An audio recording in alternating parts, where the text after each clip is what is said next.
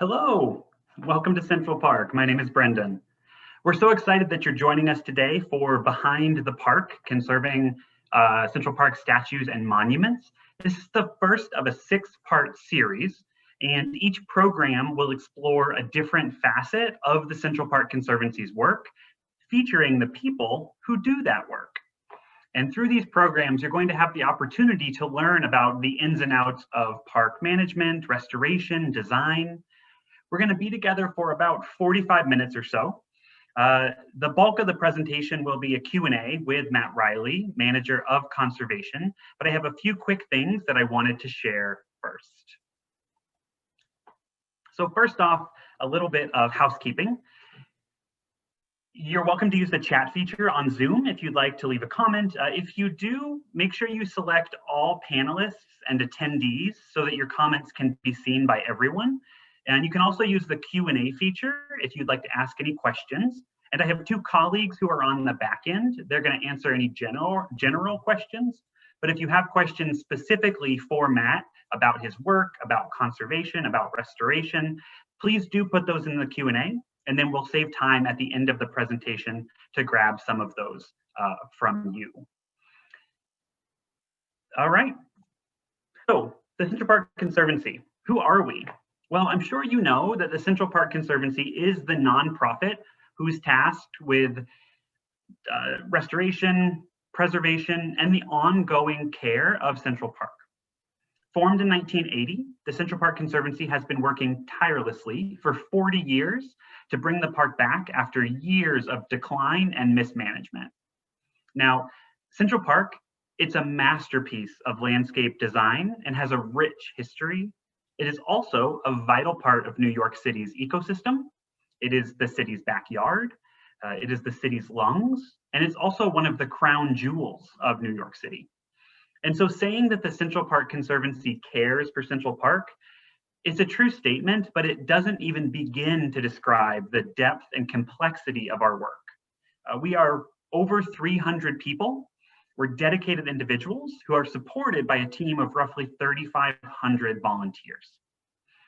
And even though we use the vision of Frederick Law Olmsted and Calvert Vaux as guiding principles for our work, we're updating Central Park for the 21st century using state-of-the-art management practices and, as you'll find out today, lasers. So we only have about 45 minutes, so we're just going to scratch the surface of the work of the Central Park Conservancy, specifically of Matt and his team, even though I feel like scratching, considering we're talking about monuments and statues, might not be the best word to use. I'm going to briefly tell you why we have statues in the park. Because Central Park was not actually created to be a place for statuary. Now, Frederick Law Olmsted and Calvert Vaux, the designers of Central Park, they didn't include any monuments, and they only included one space for public art, which is Bethesda Terrace, as you'll see on the right of your screen. They conceived of the park as an idealized rural landscape. Now, although statues and monuments weren't part of the original design, many New Yorkers thought that a central public place is actually the perfect place for these things. So very early on in the park's history, you had citizens groups and clubs and organizations proposing them, and a lot of them. The city eventually created an organization, which is now called the Public Design Commission, to evaluate and regulate all of these submissions. So statuary was very popular throughout the late 19th and into the early 20th century. But in 1973, the city's Landmark Preservation Commission, it designated Central Park as the first ever scenic landmark. And so landmark status, it brings with it regulations and an adherence to historic principles. From 1965 up until this August, actually, so August of 2020, there were no new statues or monuments added to Central Park. There was just a new one placed, and we're going to touch on that in just a little bit. So Central Park is a public park, and that means that all the statuary within it, they're actually part of the city's collection. Now, we conserve them, and we also honor them as a really integral part of the landscape. And so it isn't just the conservation crew whose work involves statues and monuments. It's also our landscape architects, it's our gardeners, it's our planners as well. So we are the Conservancy, we have statues, but what does that really mean? So the main event, I'd actually like to go ahead and bring on Matt Riley, Manager of Conservation, and we're gonna find out. So Matt, you're welcome to turn on your camera and your mic. Hello. Hi, everybody. Hello there. Can you see me? I can see you. I can hear you. I think we're good. Terrific. Amazing. So Matt, actually, I would love to, first off, thank you so much. And I would also love to remind everyone who's watching that the internet is a fickle mistress. And so if there's a delay or it goes out, please just bear with us and we'll be right back. Could you go ahead and introduce yourself and then just in brief, describe your role at the Conservancy? Happy to. Thanks, Brendan. I'm Matt Riley and currently serve as the Manager of Conservation in Central Park, where I have happily toiled away at our wonderful collection here of beloved monuments for the past going on 18 years. So my baby is an adult, if you like. I have quite a lot of experience across the organization with this collection and all the wonderful people that work for the Conservancy with me on this. So I am an fine art conservator by trade, and also a practicing sculptor and artist myself, which helps to inform quite a lot of the types of work that we do here. I'm able to sort of experiment with materials where I'm not imposing any trouble on our actual irreplaceable collection, and that really helps to give me my chops when I go out into the field to treat these guys. So Matt, the 18 years ago when you came onto the Conservancy, what was your journey? How did you start working with the Conservancy? What was your first project? My first project here, what a lovely segue and entryway, because it was the phenomenal Minton tile ceiling of the Bethesda Terrace arcade ceiling. And I think everybody knows that now in its sort of splendor. And there's actually some Minton tiles.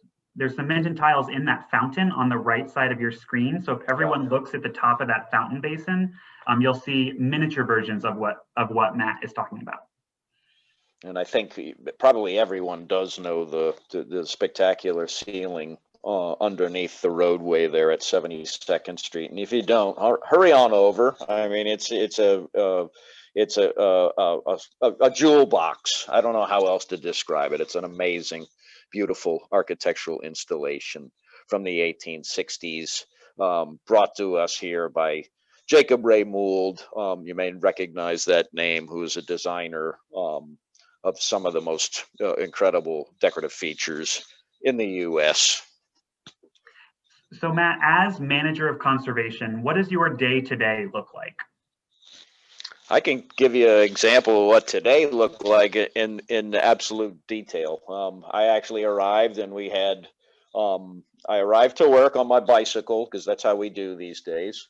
And we had an unfortunate incident with some spray paint graffiti on some of our lovely historic sandstone, which you can imagine is pretty complex types of treatment on such a porous historic stone.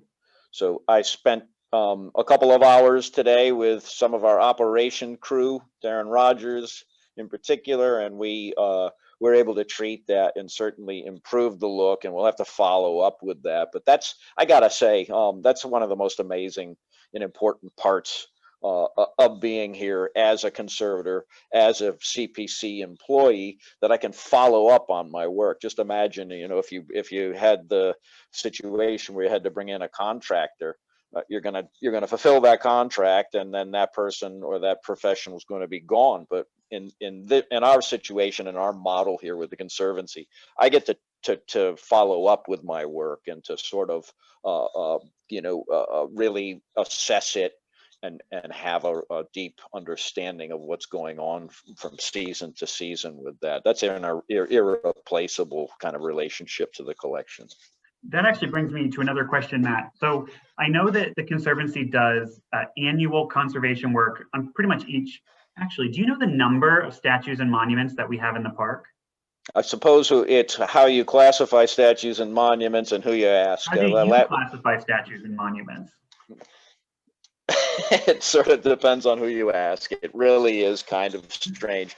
I think we come out officially as saying a 64 sort of public art sculptures in Central Park, and that covers things like mosaics and artifacts and bronze statues, what you typically think of as a memorial or a monument. So I would say anywhere from the mid 50s to the mid 60s, depending on who you ask, and lots of other sort of features and things that we do here. So they're sort of innumerable while we still attach a number to our collection. Because we also have, of course, marble benches and the sandstone, as you mentioned. And so your work extends well beyond the physical statues. But on that note, I know that there's annual conservation that happens. So what does that look like? What is the annual conservation on a statue that it hasn't been damaged? It's perfectly healthy, as you will. What does that look like? So that's a very good question and a really important one. And once again, I'll allude to the ability to follow up. We start off, we had a program here since the early 80s, and then enacted our own program of a cyclical monuments treatment regime in our summers starting in 1991. So we're many decades on from that point, but it starts with an evaluation of the past treatments, of the current conditions. We need to document these for the people who come next. It's critically important to inform how we might treat something, and in some cases maybe not treat them. So I think a huge important factor is that assessment documentation. And then in general, when we see here, for instance, on the left-hand side, the Romeo and Juliet, which is a bronze monument on top of a granite base.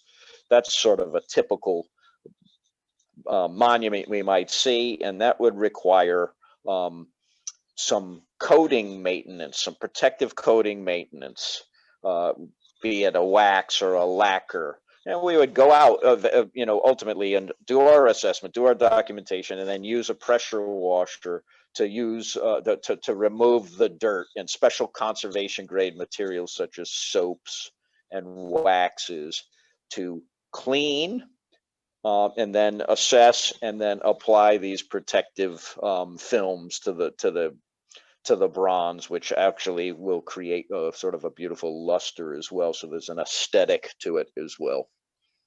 The stone will also get cleaned, and then those treatments will go into a database so that we can share them with the proper agencies across the city who work with us very closely on things like that, and to inform the next treatment. We have constant access to that material so that we can be informed before we make any activity.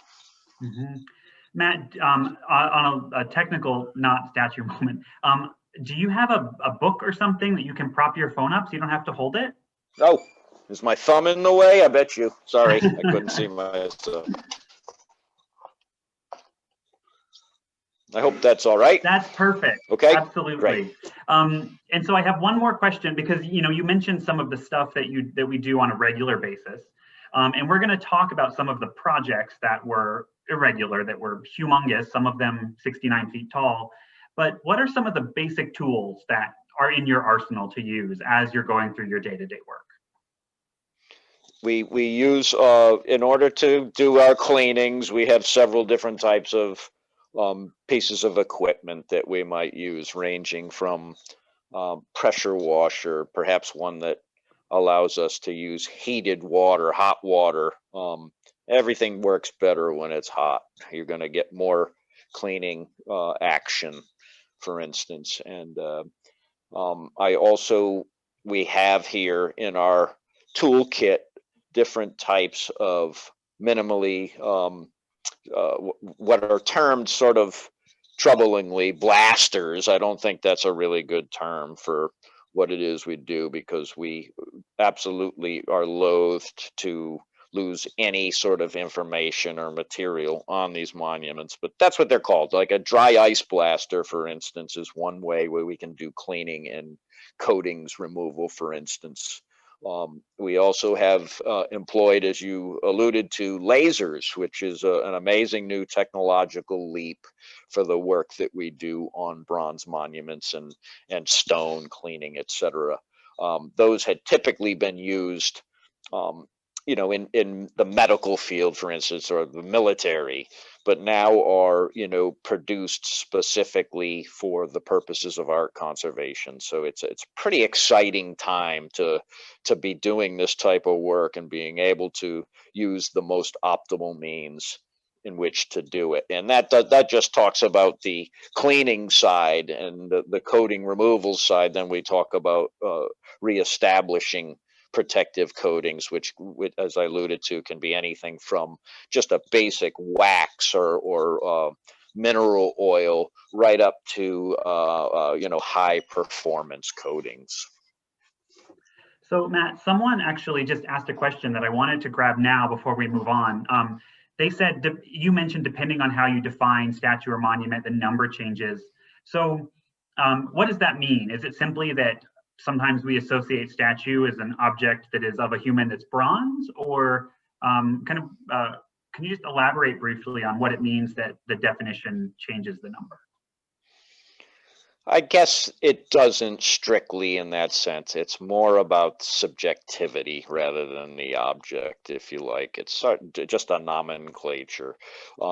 Let's say, for instance, because I am an art conservator, I am responsible across a number of different types of objects, say from a contemporary sculpture that might be painted right up to perhaps an armament from the Revolutionary War, which we have in our collection. Is that particularly a monument? I would say it has some monumental qualities to it. So it's more about subjectivity and nomenclature to me. And I guess that's why, I hope that's a little clearer.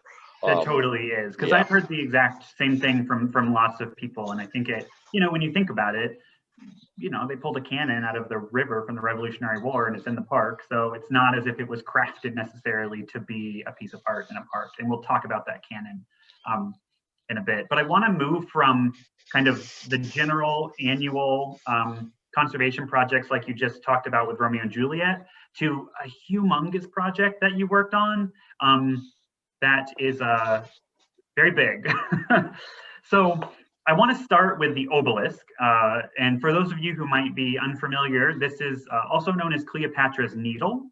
It's more than 3,000 years old.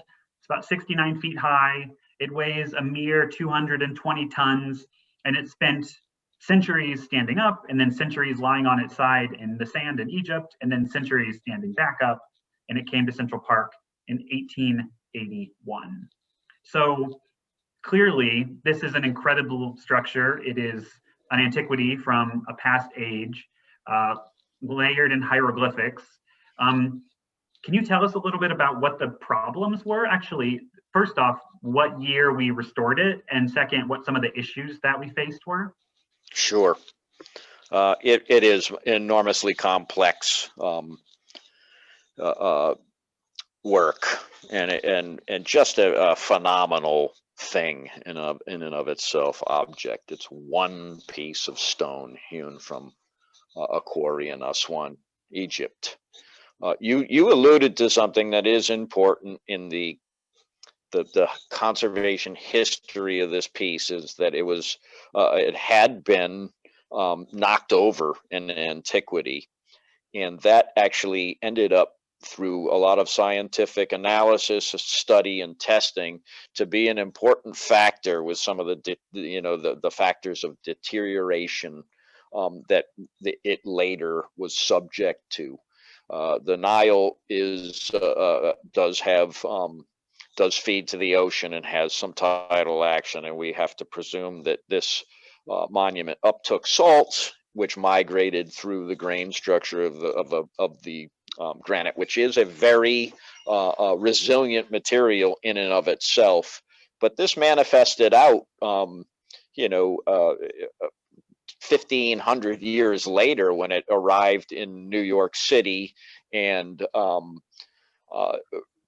probably faced some of its first cycling with freezing weather. So it is an enormously complex set of factors that led to some of the materials on the surface to be effaced. But we can see from historic photos that the vectors that were driving some of that loss were actually well underway in its time in Egypt as well. So it is.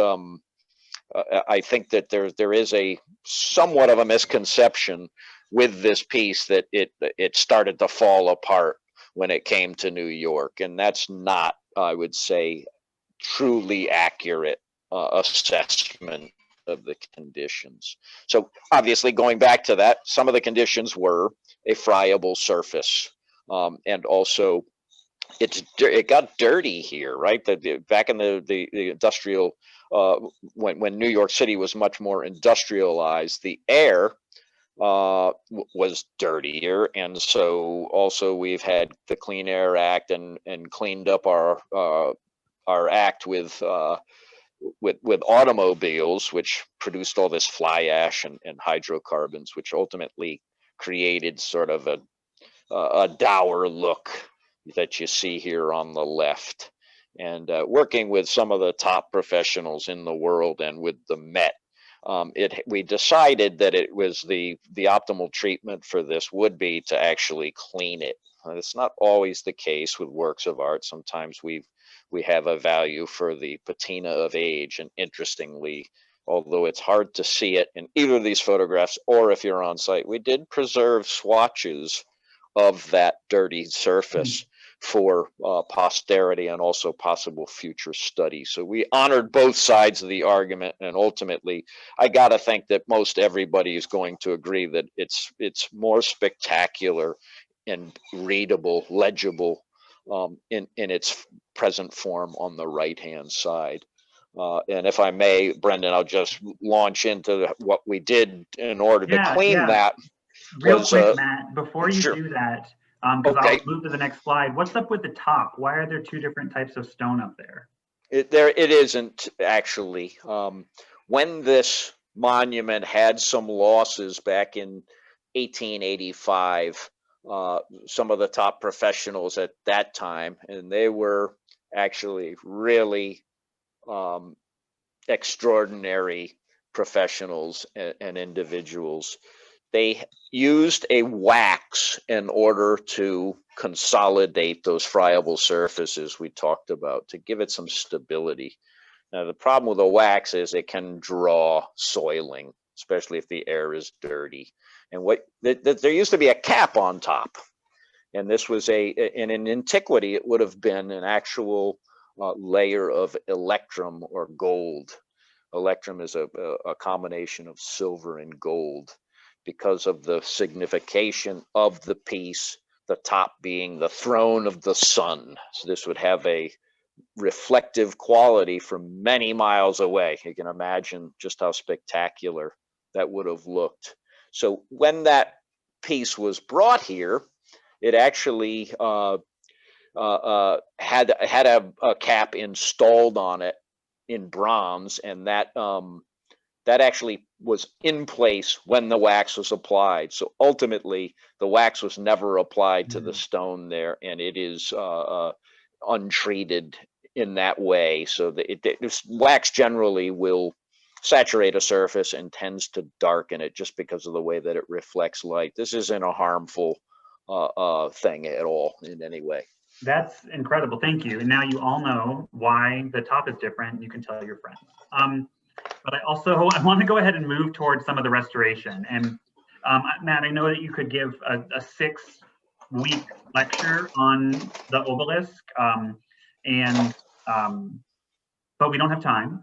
So let's just kind of move from left to right and just talk a little bit about kind of some of the core things that were done to restore this structure. Yep, happy to, and I'll move right along, and I could go on and on. I won't. On the left, you can see what I think is one of the initial surveys. An important piece to this whole project was that this was the most comprehensive survey of this surface ever done. So that is something that we have in a tome here with all of the conditions broken out. I mean, almost to the sub-millimeter level. Very important document.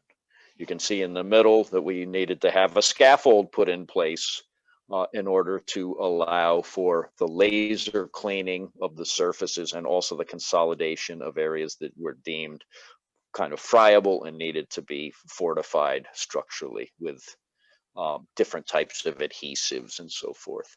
On the right-hand side, you can also see that laser was also used to clean the bronzes at the base, which are actually replicas of ancient pieces that were produced and fabricated and cast here in Brooklyn back in the 1880s. The originals are in the Met. There's 2 of them there, and these were inspiration for not only that, but for they act as shims. They're almost they certainly have a symbology to them, but they also have some they act as supports. Mm-hmm. Amazing. How long did the restoration take? Good question. I'll have to dig back into my files, but I think it took, and it depends on, once again, where you start with the survey, and there was blocks of time, obviously, to get ready for next phases of work for planning and scheduling and contracting. I think that the entire project was as much as 3.5 years, but I think the work piece where we started going in earnest for the cleaning and consolidation was done in 6 or 8 months. Mm-hmm, mm-hmm. I mean, it's an incredible feat. It's a huge structure. It is, I think, the oldest standing monument, because it's 3,000 years old, in New York, and it's just a very distinctive of kind of Central Park's, the eclecticness of Central Park's collection. I want to move forward to another monument that is very distinct, and this one is distinct because it's very shiny. So at Grand Army Plaza, which is the southeastern corner of the park, there is the Sherman Memorial, General Sherman, and then the figure in front is an allegorical figure of victory that was put here in 1903. So you can see on the left it in its kind of glory today, but on the right, there's obviously some kind of evaluation happening. What were some of the considerations taken for this restoration or conservation, considering its gold? I would say the most forthright one was the artist intent question, which it had not been dealt with, I think, comprehensively on the previous project that was done there. You may remember, if you're a longtime New Yorker, the uproar when it came out like solid gold, like very reflective, harsh gold. St. Gaudens, Augustus St. Gaudens was probably the most important and cosmopolitan sculptor of his generation. And this is one of his outdoor masterpieces, of which he has several across the Northeast. His intent is well documented in autobiographical works, and also a biography done by his son Homer, that he didn't want to see his monuments look like old stovepipes. And this is a really sort of charming way of saying that he didn't want it to tarnish and become dirty and corroded the way that we see uncared bronzes look for. So the gold is actually there as a protective surface that maybe alludes to what monumental statuary looked like in antiquity, because they were often oiled and polished. So this is obviously a really large leap for an artist to make on this kind of level and size of a piece. But that became a really important component for us to address and research, so that we got this into a range that we feel like respected the artist's intent, and we had documentation to guide that, and experts to work with the whole way through. And this is actually a gilt piece, right? It's a bronze sculpture with hammered, vanishingly thin patent sheets of gold that are sized, the surface is sized, and those are laid onto the surface. And just get a load of this, the thickness of a patent piece of gold is about 1/4 millionth of an inch thick. So I don't know if you can wrap yourself around that Math was dimension, never but my thing, but that's it's very, very thin. That's incredible. I actually I had no idea. I love this idea of kind of how reflective did the artist actually want the statue to be. And an incredible thing, and it just shows all the considerations that have to go into, conserving a statue, more so than just what is the practical aspect of it, but all the history that needs to be researched so that we know exactly what the artist wanted to do prior to doing it. I want to click to the next slide because we have some images of kind of the gold process. Yep. On the far left, would you describe kind of what we're looking at in each one of these images? Sure, I can. That's the failed previous coating. I mean, they don't last forever, obviously. So much of what we do with bronze statuary or any kind of historic or even otherwise surface, your car, for instance, is about the surface preparation. So this was another huge piece, Brendan, to make sure that we had the surface prepared in an immaculate way so that it didn't become an issue with the overlaying gold on top of it. And you can see as we proceed to the right that surface had been cleaned. Here you see it primed with a zinc chromate paint, if you like, or primer, which creates a seal on the cleaned bronze, and also provides some corrosion inhibition for the bronze beneath it. And that's colored yellow. You may say that looks weird. That's yellow. It actually helps when there's any small breaks in the gold, which you see on the right here, untoned. I think that's the next thing we'll get to, is the fact that we toned down the gold in the manner that we learned about that the artist had intended for the surface. He didn't want this highly reflective hot surface. He wanted a more toned feeling of what a polished bronze might have looked like. So gold is one of the noblest metals. It doesn't tarnish much at all. And it actually is acting not only obviously as a beautiful aesthetic consideration, but it does also provide protection to the underlying bronze as well. So it's a good system if you can afford it. Going from the obelisk to this really distinctive piece, it makes our next topic that I wanted to just bring up kind of interesting, because the next one is there was probably no artist the artist intent was that it would fire a cannonball, I guess. So your work, you conserve statues and monuments, but like we said earlier, the idea of a monument is bigger. It's the sandstone, it's the bench, the marble bench, it's cannons. So this is a cannon and a mortar. For those of you who might not have visited Fort Clinton, which is in the northern end of Central Park, they're from the Revolutionary War. They were found in the East River. They were never up here at this spot.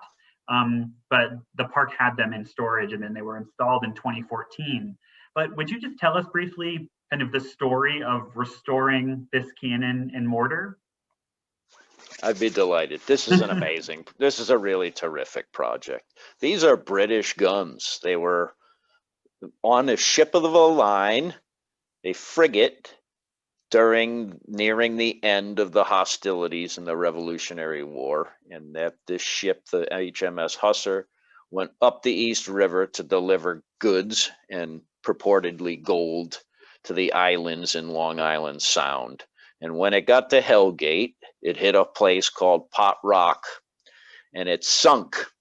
And there it lay for 60, 70 years before some adventurers were able to bring some of the items up. And those items sort of anonymously made their way into the museum at the convent, Mount St. Vincent's Convent, up at the Mount, what we call today the Mount. And they rolled about in the landscape there for quite a while until I believe under the wishes of, I can't remember the name of the organization, but was started by Andrew Haswell Green. It's a preservation organization, one of the first in the US, then decided that these ought to be displayed in the manner that you see restored here. They're terrific pieces of military history, and they're just really cool New York treasures. And you mentioned the mortar. It's typically called that. It's not incorrect per se, but it's actually a carronade made in Carron in Scotland. And it's one of the oldest carronades ever found in the US. It's right when they started to make this military piece you see there. This is actually probably one of the first runs that came out of there. And this particular gun, otherwise known as a smasher, sort of turned military history and how seafaring ships and battles were waged. It's just a really enormously important piece. They both sound like relatively dangerous. So that brings me to this next slide. What are we looking at here? You're looking at my terrific colleague, John Harrigan, who did some amazing historical research on this too. We were actually able to find the ship's logs and learn about that whole trip and who was on the ship that delivered, that ended up sinking. You see him here. He's drilling out, probably a well-meaning past park worker effort to keep these from being used as a garbage can. These were filled with concrete. So back in who knows when. This is how we found them. We assessed them. We decided that's got to go. Concrete and metal, they don't act the same. They exert forces on each other. So we had dug those concrete plugs out. And after some cleaning and some chipping, we started to notice a shape in that bore that looked like what you see there. There was an actual 18-pound cannonball, and I can't believe it. This is pretty propitious, but it's right here. So out it came. This was startling, and we actually called the New York City bomb squad because we also found some powder in there. We were concerned that this could be a hazard. They came and dealt with it. It was one of those moments. You may have seen it in the news. It was in global news. Pretty interesting happenstance for the work that we do here. Matt, can you show us the cannonball one more time? Happy to. You see it there, everybody? That's an 18-pounder. That's a heck of a paperweight. Actually, yeah. Probably a bad one because it rolls, but still. I just think it's an incredible story, and also just the surprises of working with these objects that have been altered and restored and conserved by other people over time, which goes to the point that you made earlier, how important it is to document everything. Because how convenient would it have been if someone would have, if a park worker would have documented, oh, P.S., we left a cannonball in there. so that you would have known. Yep. Yeah, it's really incredible, and so this is, this might surprise people that this kind of falls under your purview. I wanted to add or go to one more kind of small project that you actually played a part in that wasn't necessarily yours, but something people might not know. So what we're looking at here is the Reservoir Fence. For decades, the reservoir had a very tall chain link fence that surrounded it, in part because it was a working reservoir. But now we have a much shorter fence and a historic fence. Would you just tell us briefly about kind of why this is the fence that we have today, but more specifically, what your participation was in this project? Certainly. That was actually a very early project in my tenure here. You may see me, I'm looking a little bit distracted here. I'm running very low on battery, so I may have to switch devices. I hope that's not too disruptive. But not a let me problem. try if you go down, we will just expect you to come back. Yeah.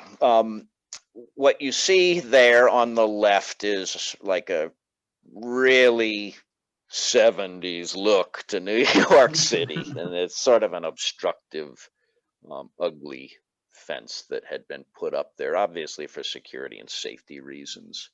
And the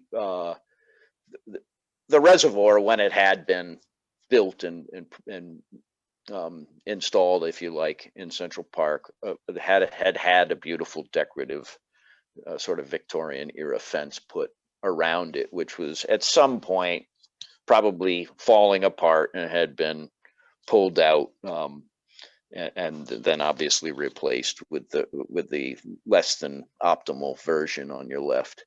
But we restored that, I believe, in 2004-5. And it's a really, it just opens up the view there and adds so much historic value back into a very special place that, tons of New Yorkers use. And I love this from a technical point of view too. And if I may, Brendan, I'll talk about the finials on top, Yeah, please. Please. The decorative finials, which based on photographs were reproduced and helped to really put a nice touch on this restoration. But those actually became sort of a technical difficulty for how we were going to attach them to this iron fence. And our contractors and CPC design folks here figured out a way that we would actually directly cast that molten metal piece directly onto the fabricated fence. So that thing is effectively locked on there in a really interesting kind of fabrication technique that, as a sculptor, I just love. I really love that feature about that. And you created the mold to make that happen, correct? I think I did. I actually believe that I had some part making molds, and I'm doing that all the time here. There's quite a lot of restoration work, which is sort of a sub study of conservation. More it's obviously we're trying to return things to an era, which is more the definition of restoration rather than conservation, which is to preserve it for perpetuity. I think that might have been his battery. So I think Matt will be right back. He might give me a call that says I am coming back, and we'll figure it out. But for now, I'm going to riff for a second. One thing that's really cool about this reservoir fence actually is that there was a piece of it found during a scuba diving kind of exhibition expedition, down in the reservoir. So that was part of the way that we were able to recreate it to its historic value, is knowing specifically what it looked like at that time. So I'm going to jump onto the participants and attendees and see if I can find Matt here. And I'm just going to ask that you all just hang on a quick second and we will be right back. All right. I'm going to turn off my video so you don't have to look at me looking for Matt.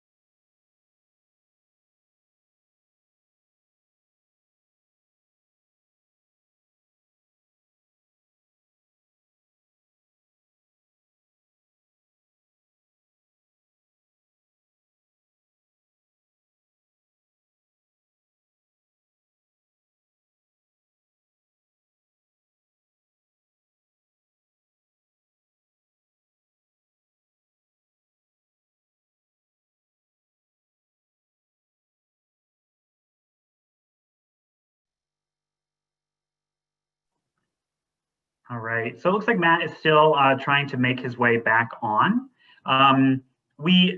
We're technically out of time, but I'm gonna just see if we'll see if Matt comes back.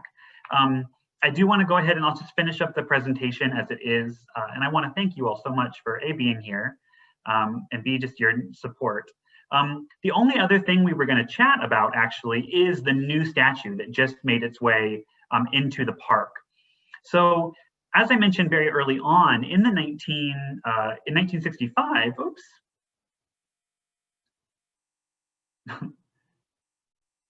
Ah, my goodness, everything is just going down. In 1965, let's see.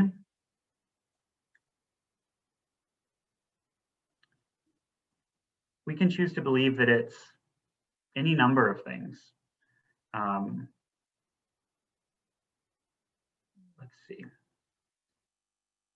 Yes, it will be recorded for that the person who just asked, and we definitely have this presentation back, and I will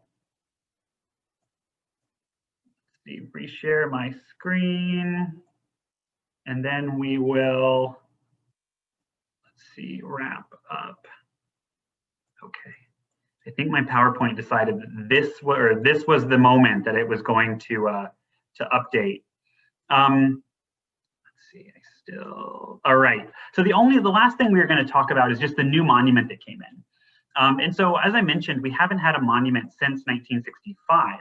And part of that's because of the landmark preservation dedication. But additionally, the park wasn't intended for monuments. And so when we think about Central Park at its core, it's a rural retreat. So we celebrate and honor all the ones that are in the park.